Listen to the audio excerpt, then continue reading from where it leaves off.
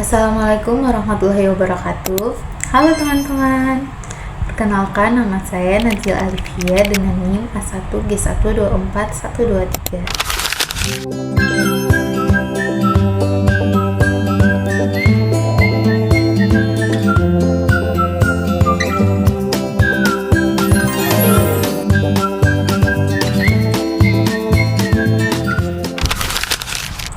Ketika mendengar istilah anak cerdas dan berbakat, kita seringkali membayangkan murid yang selalu berprestasi, nilai tinggi, dan juga tidak membutuhkan bantuan guru. Padahal kenyataannya tidak sesederhana itu. Anak berbakat punya potensi yang luar biasa, tetapi juga sering mendapatkan tantangan yang unik dan tidak terlihat. Video ini akan membahas bagaimana membantu mereka berkembang dengan optimal.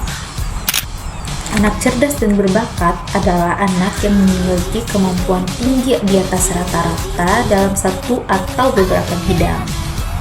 Nah, bidangnya bukan hanya akademik, tetapi juga kreativitas, seni, kepemimpinan, pemecahan masalah, atau bakat spesifik lainnya.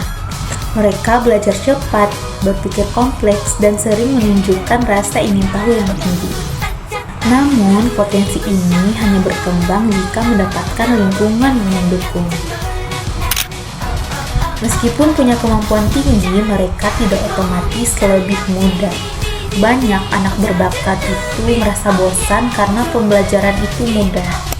Sebagian mengalami underachievement atau kemampuan tinggi tapi nilainya biasa-biasa saja. Ada juga yang merasa kesulitan bersosialisasi karena merasa berbeda dengan teman sebayanya, atau terlalu perfeksionis sehingga mudah cemas. Jadi mereka tetap membutuhkan bimbingan yang terstruktur.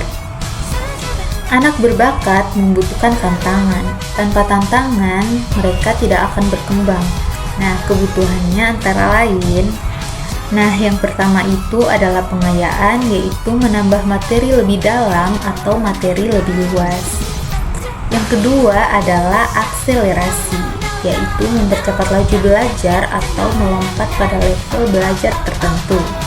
Yang ketiga adalah pembelajaran berbasis proyek, di mana memberikan mereka ruang untuk bereksplorasi dan memecahkan masalah secara nyata.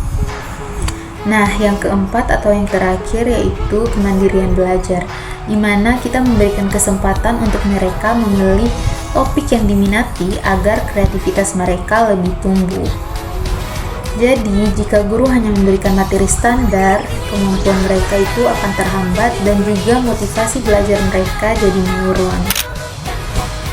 Jadi, bimbingan bagi anak cerdas dan berbakat bukan hanya tentang akademik saja, tetapi guru juga harus memperhatikan aspek-aspek tertentu seperti aspek emosional, sosial, dan karakter mereka. Berikut ada beberapa bimbingan yang bisa dilakukan. Yang pertama adalah mentoring, di mana guru memberikan arahan kepada siswa untuk bagaimana cara mengelola emosi mereka. Yang kedua itu adalah dukungan sosial. Dukungan sosial itu membantu anak membangun hubungan sosial dengan teman sebaya mereka. Yang ketiga itu adalah latihan regulasi emosi. Latihan regulasi emosi ini penting untuk anak yang mudah frustasi. Yang keempat yaitu memberi kesempatan untuk berkompetisi atau tampil sesuai bidang bakatnya. Usahakan jangan berlebihan agar tidak menimbulkan tekanan. Yang terakhir yaitu berkolaborasi dengan orang tua agar stimulasi bakat berjalan seimbang antara di sekolah dan di rumah.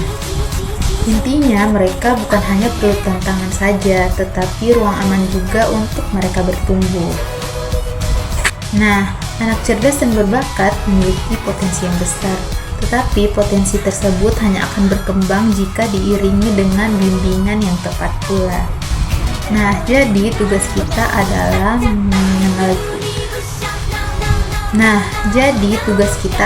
mengenali kebutuhan mereka. Jadi tugas kita adalah mengenali kebutuhan mereka, memberikan tantangan yang sesuai, dan juga mendukung keseimbangan antara emosional dan akademik mereka. Nah, dengan pendampingan yang baik, mereka bisa menjadi individu yang lebih kreatif, berprestasi.